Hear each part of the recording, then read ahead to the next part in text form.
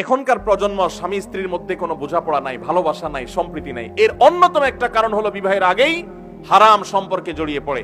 আর আমাদের আগের জেনারেশন বা আমাদের চেয়ে আরো সিনিয়র বা আমাদের পর্যায়ের জেনারেশন যারা, তাদের স্বামী স্ত্রীর মধ্যে এখনো বোঝাপড়া অনেক ভালো, হাজার গুণে ভালো। এর অন্যতম প্রধান কারণ হলো তাদের চরিত্রকে তারা নষ্ট করে নাই। তুমি বিবাহের আগে যদি হারাম উপায়ে তুমি মজা নেওয়ার, তৃপ্তি নেওয়ার চেষ্টা করো, গুনাহ করার চেষ্টা করো, হয়তো তুমি তৃপ্তি পেয়ে যাবে। মনে রাখবে, স্বর্ণের অক্ষরে লিখে রাখতে পারো, বিবাহের পরে পবিত্র স্বাদ এবং আনন্দ, স্বামী স্ত্রীর মধ্যকার যে বোঝাপড়া এবং সম্প্রীতি, ভালোবাসা, যতটাই তুমি এখানে খরচ করবে তার ঘাটতি তুমি বিবাহিত জীবনে লক্ষ্য করবে।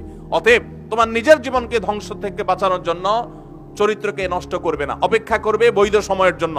শয়তান তোমাকে অনেক অনেক প্ররোচনা দিবে।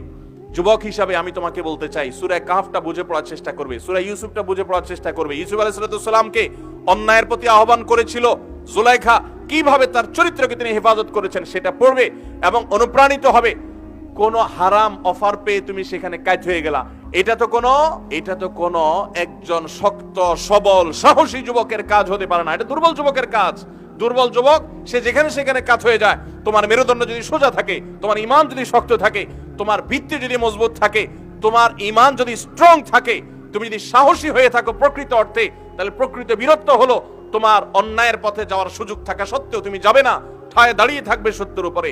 ছেলে মেয়ে বিবাহ বহির্ভূত যে সম্পর্ক আজকাল সমাজে অনেকটা বিষয়গুলো স্বাভাবিক হয়ে গেছে। তুমি একজন মুসলমান হিসেবে মনে রাখবে, আল্লাহর কাছে তোমার দাঁড়াতে হবে। যৌবনে তুমি কি করেছো, কিভাবে তোমার চরিত্রকে নষ্ট করেছো, হারাম পথে গিয়েছো, এর জন্য তোমাকে জবাবদিহি করতে হবে। মনে রাখবে, তুমি বিবাহের আগে যতটা অন্যায় পথে যাবে, বিবাহের পরে তোমাকে তার জন্য ততটা মাসুল দিতে হবে, ততটুকু মাসুল দিতে হবে। আজকাল